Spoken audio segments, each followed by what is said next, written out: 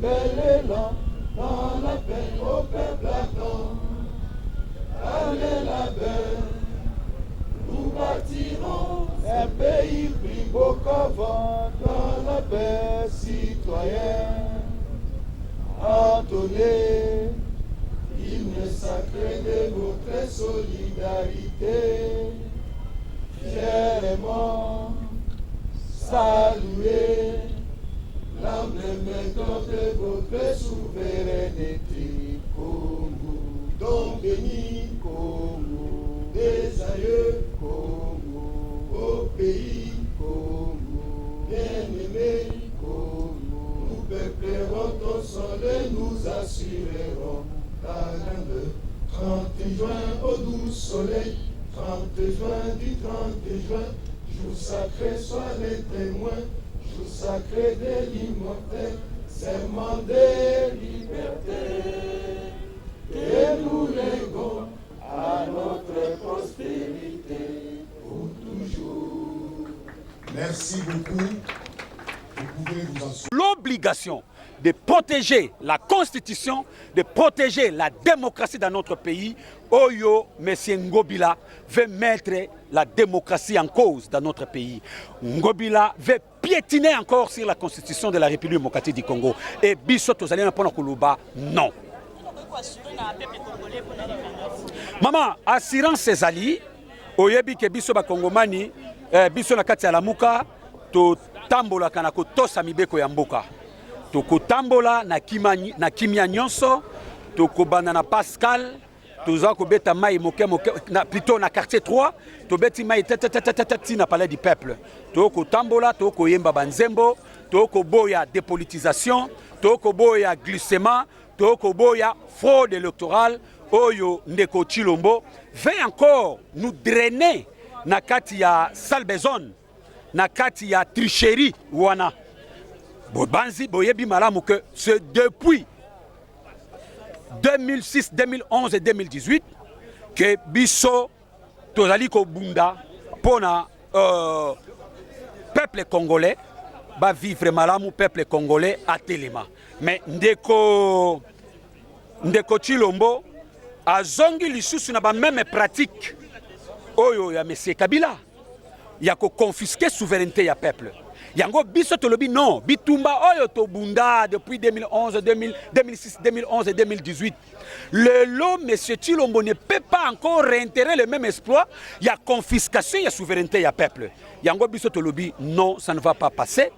Toko tambola na kimia nyonso na kotosa mibeko ya mboka ya kotosa constitution ya ko promouvoir la démocratie. Toko tambola ko bana na quartier 3. Toko mata malembe tokomi na Pascal to beti mai tete tokomi bitabe tete tokomi quartier 1 tokomi na des bonhommes tokomi na po matete échangeur limité tozui sendwe maman biso tozali ba pacifique bato bazali caractérisé na désordre. Bato bazali caractérisé na violence. Biso tozali ba pacifiste madame. Toko tambola na kotosa mibeko ya mboka, kotosa constitution, kotosa le bien d'autrui, kotosa peuple congolais. Biso toko marcher pour na mboka. Bande kona biso IDPS ne sont pas nos ennemis. Bitumbo toko bundalelo, to bundana bango lobby. Mais du fait que bazali des gens en majoire, ba kolia miel et l'équipe bango na monoko, ba bosani souffrance ya peuple. Ba komi kosama kamundenge kabila banaki kosama kambo. Alors biso peuple oyo ba ko luka changement ya solo. Peuple oyo balingi ke lobby na biso eza malam to lege mboka kitoko na progéniture na biso lobby biso ne se senge toza na balabala pour tout défendre la démocratie, tout défendre l'intérêt en mboka. Pourquoi pas qu'on attend axe oya kaluka pe population za rebelle bobimela ngota kaluka bobetela ngota triomphal boye ti ta échanger pourquoi pas blo bolinga kuna ngamba cha maman lamuka c'est la majorité plurielle soki gouverneur Ngobila abenga kibiso po biso bato komela kiye soki abenga kibiso pour que to solo là dans ce sens là ce qui a senga qui biso que to changer itinéraire to kokaki na biso mais du fait que asali makambo pona ko assassiner la démocratie il y a ko piétiner contre la constitution alingi ko créer un jurisprudence ya mabe na kati ya mboka biso tolobi que jurisprudence wana et kozala créer te yango tolobi to ko marcher ko banda na quartier 3 qui n'a parlé du peuple. On ne peut pas narguer les citoyens congolais. On ne peut pas marcher contre la démocratie. On ne peut pas favoriser les uns et les autres défavoriser Bango. Ça, ce sont des pratiques que nous, Nakatia Lamouka, le peuple congolais dans son entièreté, ne veut pas dans notre pays. Tout va yak, tout va Congo, Swahili, surtout tout va yak, tout va yak. Tuba yaka ba tribaliste bangondi ba vrai tribaliste toyoka makambo boité na tango ka savubu toyoka makambo boité na tango Mobutu Joseph que son âme repose en paix c'est kaza na Maroc toyoka makambo boité na Musée Laurent Désiré Kabila toyoka makambo boité na Kanambe ya ilobia wa ya Kanambe oya zana kinga kati Kanambe China Rambo. Mais aujourd'hui, makambo tozo mona mwana mboka azui pouvoir, tu dis pouvoir kubianza, tu dis tout noir, tu dis ni disanga kana kuto. Mito Fati Beton. Non, nous ne sommes pas là pour Fati Beton. Fati Beton, on dit ni pouvoir yenda kubianza avant danango, asala 5 ans naye après kendi. Atika mboka nandenga kimia. Le peuple d'abord. Balobaka pouvoir au peuple. Pour le peuple et par le peuple. Parce que le pouvoir des peuples n'est pas ça. Le problème est que les journalistes, soit maman journaliste, Tonito Beta Balé, Ndembo, Naomi Kapenzo, Tombamona la gymnastique. Parce que nous allons marcher, voulez ou pas. Même Nassé Amboula, Toko Bima. Non. Est-ce que. Omani Makambo Mobutu à Lobango dans l'époque, Nayebi les sous Mobutu avait dit. Alors, Binamboka Moya Bapendeke, territoire où on est à zone rouge. Mais le lot où na masina wana changu est comme ma zone rouge. Dans quel sens? Donc, Batekiango, Batia la biso de la poso Angola. Jean Lorenzo, c'est un vrai comportement de ce pays du Congo. Et ce président du Congo, Fati Beton, qui está fazendo uma coisa importante. A paz, não tem aqui no Congo. A povo congolês está a sofrer, está a chorar, está da hora que a chorar. Olha o vosso comportamento desse presidente. Não! Tozane sengote, biso voulu pas nascer en mbula. Mbula ego beta mkolo wangu. Na zo promettre bino. Toko marché. Bakatinga. Policiers ça on a pona ko kengela peuple na biloko na. Mais les autres zo mona na terrain, un policier qui vient pour nous s'intimider. Ole batelanga, akoyana nekoti, abotoli, loboko na téléphone, azui. Kuna zokende fongoli carte mémoire qui coûte 1000 francs. Un policier congolais azocha na poche sont des voleurs. Ba policier mboko yo bazana pona ko batela peuple na bilona bangote mais ils sont là un pona ko boma peuple congolais deux pona ko yiba biloko na bango. Kabila nous a tués. Amemi biso na cimetière soki ya Kinkole, soki ya Kitambo, Ndeko Chilombo, président Fati Beton. Aïe na bilona bino ba bouquet de fleurs. Alobi que ton âme repose en paix. Est-ce que makambo boy ya ngande na zabo na kufa na nga déjà kala. Etikali ba kundanga boy rochela nga ba bouquet de fleurs. Papa wani. Tu dis une famille présidentielle, famille présidentielle akai. Lié sa peuple congolais, peuple ACP là, peuple Robert Lo Maboko. Mais ce qui est loko ezate, gratuité de l'enseignement et loko kena koto. Nalandaki vidéo moko mukolo wana jo mwaza na poto a Hollanda président Fati Beton lobi ba congolais nyonso bazonga na mboka na bango yokaji wana zo li hamburger atali lobi Fati Beton président tosaka kawo ngana longo na tika hamburger na kuna na mboka wana otozonga tokozonga ta melelo tozomona na Angola bazo refoule ba congolais président Zaobi. Congolais, totel de malokola mutumoko comme disait Lumumba. je sais et je sens au fond de moi-même, tôt ou tard, mon peuple se débarrassera de tous ses ennemis, intérieurs, extérieurs, mais qu'il se lèvera un seul homme pour dire non au capitalisme dégradant et honteux. Et c'est que biso peuple congolais totalement, nalikanisi moko, totalement mutu moko, to sanjisa, loboko moko, pour chasser le régime en place. Obiso tozo telemena lelo. Bazana pouvoir. Batika makambo tribalisme bazana 1 an lobi oyokai mama mona na ba réseaux sociaux tubayaka muto ayemba nsembo ba uta na mboko bayeko tonde Kinshasa tondi mulunge pona nini bakangaka yete seba lobi na ozamu yaka ça devient injure seba yebisi ozamu mbala comme mafingu mungala non wana eza intimidation ngobila oyo eza yumbi te tika peuple congolais batambola na kimia biso lamuka nous sommes bien éduqués bien instruits tokotambola mpona kodéclarer toza na teme kaka moko 1 toboyi seni ezala ya Martin Fayulu ezala ya Muzito ezala ya Chilombo ezala ya Kabila toboyi eloko wana bapoliticien bonso basomba anu panshi balekela anu dis-moi seni la confession religieuse. Toboy glissement, Toboy fraude électorale. Je dis et je vous remercie.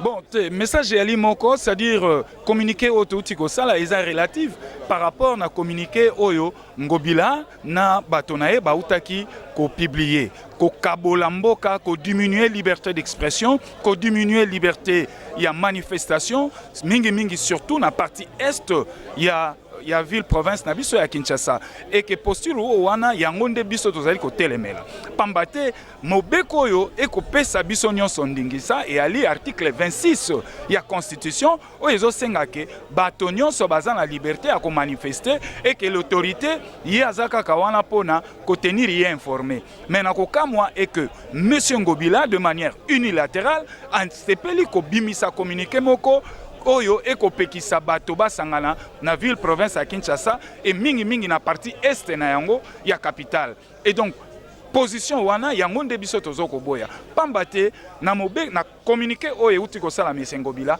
et ali na soubassement juridique mon côté ozomona yali na soubassement juridique mon côté et na yango eza ondre Ngobila a décrété na partie est ya Kinshasa un état de siège non dit.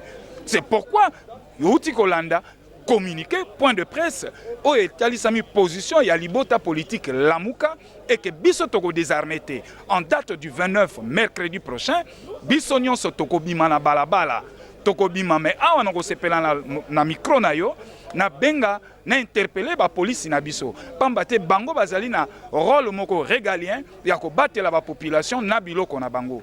Mais na ko tala ndenge toko kenda boye, Ngobila auti ko fongola front o biso Lamuka libota Lamuka toko désarmé. Et donc awa une fois encore de plus na ko senga ba kongomani nyonso esika baali et en particulier boye ya province à Kinshasa, rendez-vous à Limoko le 29 septembre donc mercredi à lobby to répondre massivement na appel ya présidium o ekambami na mwana mboka Adolphe Mozito et puis na président élu Martin Fayulu Madidi. Mwana mboka Ngobila atikali kobengisa biso te. Oyo salaki Ngobila et ali to kobenga yango dilatoire. Biso nde batuto saisisaki ye. To komeli Ngobila na date le 17 septembre. Poto ebise que le 29 to ali na balabala. Ye en lieu et place à benga biso tout ça la tripartite, donc c'est-à-dire yé Ngobila hôtel de ville, ba police na biso parti organisateur. Ozomona asali yangote akena dilatoire. A bengisi ba secrétaire généraux ya ba parti onyonso et comme on dirait réunion moko ya fourtou. Et alors face à ces comportements, biso tokoki ko désarmé te. To kende ki ko assister na réunion wana. Mais to ko tala ke au lieu à répondre nanu na oyo biso to komela kiye pambate ba parti politique o boye nyonso ya bengisaki moko ta saisisaki ye organisateur ya marche auto okenda nango ya le 29 et ali obe Lamuka et ali dépesté et ali ensemble te mais tala to kei ko se retrouver kuna en fourre-tout biso nyonso to komi kuna boye tobi non oyo ekolakisa déjà ba dérive dictatoriale ye ya mwana mboka Chilombo kolandisa mana ba aide de camp na ye Ngobila na yango na koloba ke boye ngobila gestion na ye bani partout o azoluka memela biso ana kisasa kosimba te tala esika azalaki gouverneur nino boye tomoni te lelo akolinga lisu biso ana kisasa tobomana entre biso tokomi wapi e yango na kosenga ye atako akolanda te na yebi baservice na ye bakolanda ayebake afongoli front biso lamuka tokozonga nsima te tozokontinue na ye bitumba ekomi ya corps à corps ye na pouvoir nini aya nango adécrété zone neutre na partie est ya ville province ya Kinshasa ake nango lisusu adécrété yango su na Gombe bongo lobi citoyen Mbosolaire asaki mitingi na ye zone neutre yalaki wapi à part lobby avant-hier et à partir moko ya mokebo ya malette ya pouvoir en place na IDPS basali marche na bango na chango wapi yango oyo eta comment donc obenga zone neutre donc toboyi awa politique ya 2 poids 2 mesures communiqué na ya sali eza na soubassement juridique moko te communiqué na ya sali et ali ko violer ba disposition constitutionnelle en son article 26 oyo la ki sa que liberté de manifestation, liberté d'expression et voire même liberté de presse pour Nabino. Te soko landi communiqué au wana bien bakoloba toute la population congolaise, mais en particulier ceux de Kinshasa, parce que ngobila communiqué ne o yasali ezako kota lobeka ka ville province à Kinshasa o ezali juridiction na ye. Ozomona yango biso to tenir point de presse une seule fois encore de plus pour te marteler et te dénoncer aussi position na ye o yazu ya mabe ngobila lingo kamba biso na kanza tokolakise ke biso nde to ba kinwa kini ya la bana kini soki akoboma biso le 29 mais awa na ekoliki ya ke ba police na biso ba yebi bulo na bango bakoya po babatela biso to kenda marche ba police bakoya na motambo yo te ya politique oyo boye yango bila pamba te nyonso bango bakosala bakobundiso be démocratie ekozonga sima tala yango biso mosala na biso yali ko dénoncer na yango ngobila une fois encore de plus ba service na ebutwa lelo bakoyoka biso ba changer fusil d'épaule au cas contraire so basali yango te le peuple vaincra contrairement na bande kwa sans etende baloba l'UDPS vaincra. Voilà ndeko na ngai na pesio merci mingi na mutuna na yo yebisa ndeko na nga David Sala que Kinshasa ezali ferme ya mutute papa na ye ou bien maman na ye atikila ye o ya kokata biteni place batu bakoleka na place batu bakoleka te. Kinshasa ezali ferme privée ya famille ya mutute. Kinshasa ezali capitale ya institution miroir ya démocratie et moteur ya ba liberté ya batu. Donc biso na la muka to décidaki que marche na biso et commanda na quartier 3 et suka na palais du peuple. Ngobila na mutu oyo azotinda ye toyebi ke makambu nyonso euti pa Chilombo na batu na ye bango balingi bakata changu na itinéraire na biso. Donc c'est impossible parce que changu ezali ba congolais tout comme batu bazana rond-point ngaba batu bazana Kanluka batu bazana Kitambo ou bien na Pompage nyonso za Congo eza Kinshasa. Mukolo toko décider que toko banda na IPN mukolo wana toko banda bakoya ko encadrer biso awo to décider que toko banda na kuna na changu toko banda na changu. Il n'appartient pas à autorité quelconque mutu ata mokote avanda akanisa ke liberté na biso comme misuni ya zungu ya mwasi na ye oyo akokata ayebisa biso nombre ya misuni tokolia lelo na tokolia lobi. Non, liberté est liée à bomutu na biso et pouvoir public a un devoir de encadrer la liberté wana pour que la démocratie ait kende liboso. Mais ndeko nanga tunangobila. Pona nini citoyen Mboso akeko sala campagne ya Chilombo na terrain ya Masina, municipal ya Masina. Zone oyo ya déclaré que zali zone neutre. Lobi atikakiye apekisiyete. Pona nini Chibalabala asalaki marche kaka na itinéraire moko wana apekisiye soki ekomi turu ya biso nde sikoyo ekomi zone neutre ya kokende non ndeko na ngai nayebi yo ke musala na yo eza kozwa ba image musala na biso eza kotambola yo yaka biso tokotambola yo zozwa ba image soki babeti biso yo zwi ba image olakisi monde entier elongi ya Chilombo bamona ngo batika kozala distrait na état de droit na démocratie ya lukuta oyo azoteka à travers le monde. Donc rendez-vous banakin mercredi 8h à partir ya quartier 3 tozali wana na balider na biso tokobanta marche. Oyebi na lingina sukisa na liloba oyo Ngobila akanisi ke ndenga asalaki na Yumbi a privé bandeko ya bayumbi ba voter sikoyo akanisi ke yepa kokata changu ba voter te osomona. Donc tout oyo amikosi ya lelo ekomemaye ekotika yete. Le régime de fait de M. Félix Tshisekedi, après avoir décrété l'état de siège dans les provinces du Nord Kivu et de l'Ituri, sans aucun fondement et sans préparation aucune, s'évertue maintenant à vouloir museler les citoyens de Kinshasa par le canal de son gouverneur de la ville et ainsi continuer à diriger le pays sans légitimité et constamment en violation de la Constitution. Ainsi, dans le cadre des préparatifs de la marche du 29 septembre courant, en réclamation de la dépolitisation de la Commission électorale nationale indépendante, CEI en sigle, le présidium de l'AMUCA rappelle et déclare ce qui suit. La Constitution de la République, en son article 26, a institué le régime d'information qui oblige les organisateurs d'une manifestation publique à informer l'autorité urbaine de la tenue de la manifestation. C'est ainsi qu'après la marche du 15 septembre dernier, violemment réprimée par la police, les partis membres de l'AMUCA avaient écrit le 17 septembre 2021 au gouverneur de la ville pour l'informer de la tenue d'une nouvelle marche le 29 septembre courant. Son silence, une semaine après la saisie,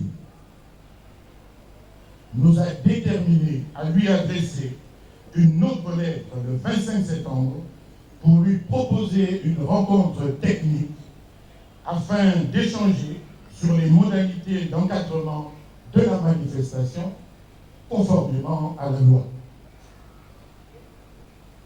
Le même jour, sans répondre à nos lettres, la ville de Kinshasa, à la suite d'une rencontre convoquée via les réseaux sociaux avec les partis et organisations politiques majoritairement de l'Union sacrée, a rendu public un communiqué dans lequel elle a décrété d'autorité l'axe Pont-Matete, aéroport de Njili, de zone neutre où de manifestations publiques ne peuvent être organisées. Ce communiqué, qui ne vaut pas décision pour nous, est illégal, en ce qu'il ne s'appuie sur aucun soubassement légal.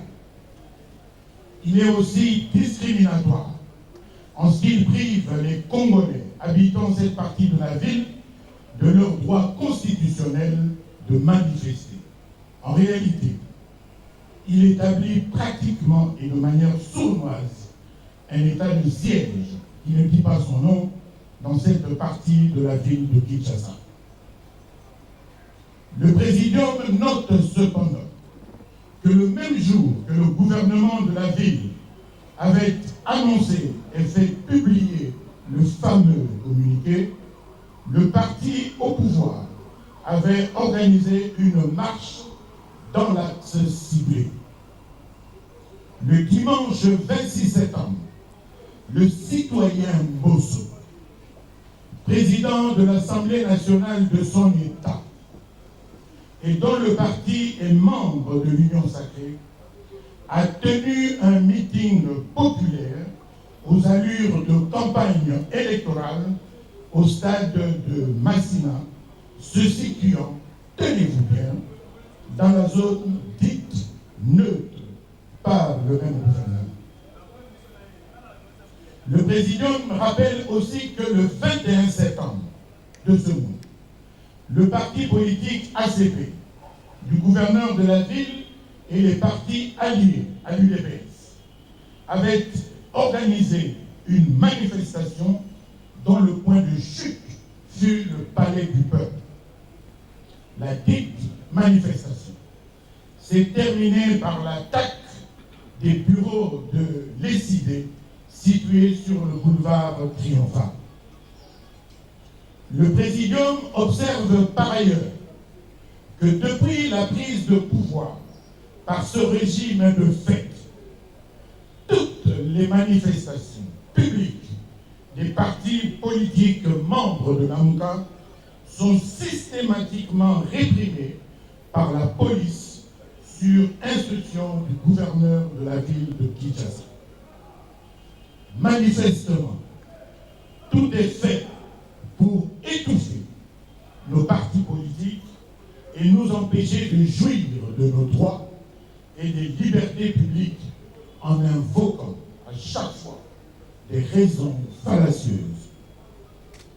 C'est justement contre cette discrimination et contre cette dictature que nous avons décidé de résister conformément aux articles 12 et 28 de la Constitution. Ainsi, le présidium de l'AMUCA annonce solennellement qu'il maintient sa marche pacifique du 29 septembre, courant qui partira du quartier 3 à Massina jusqu'au palais du peuple.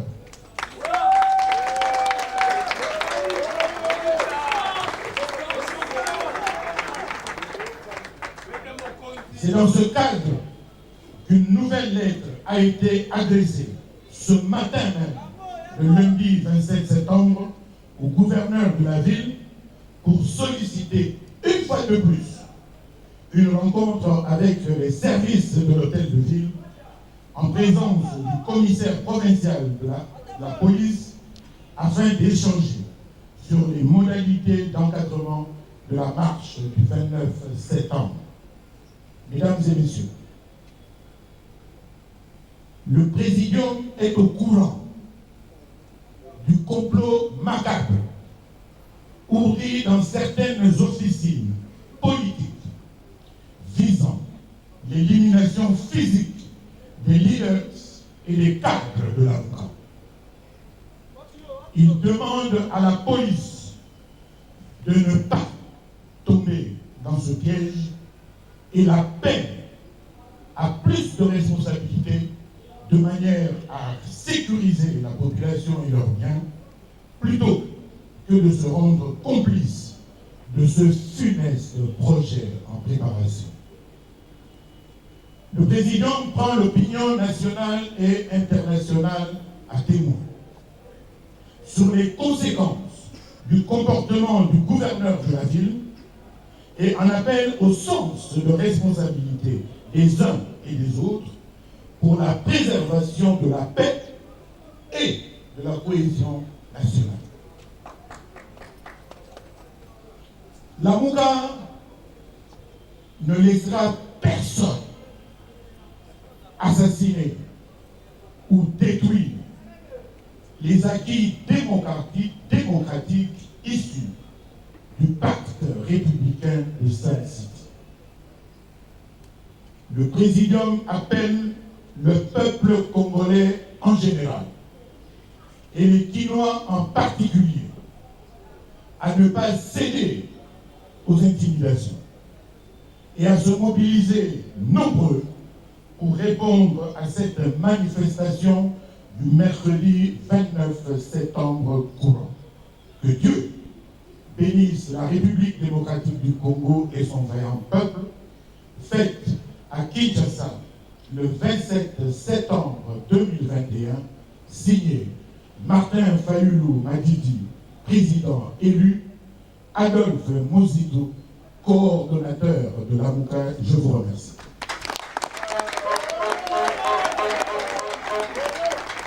Merci beaucoup.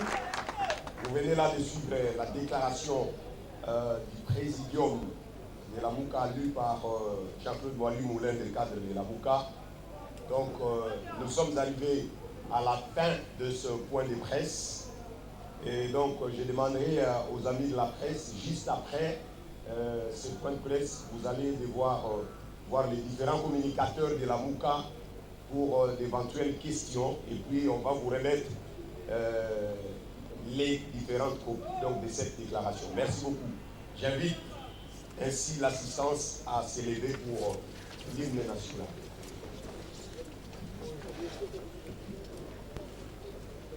Debout Congolais, unis par le sang, unis dans l'effort pour l'indépendance.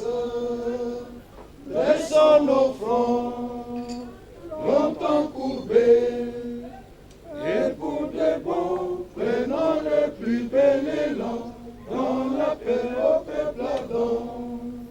Par les labeurs, nous bâtirons un pays plus beau qu'avant, dans la paix citoyenne. Entonnez l'hymne sacré de votre solidarité, fièrement saluez l'emblème d'or de votre souveraineté, Congo. Béni Congo, des aïeux Congo, au pays Congo, bien-aimé Congo, nous peuplerons ton soleil, nous assurerons ta grandeur. 30 juin au doux soleil, 30 juin du 30 juin, jour sacré soit les témoins, jour sacré de l'immortel, serment de liberté. Et nous lèguons à notre postérité pour toujours. Merci beaucoup. Merci. Nous demandons aux membres du Présidium.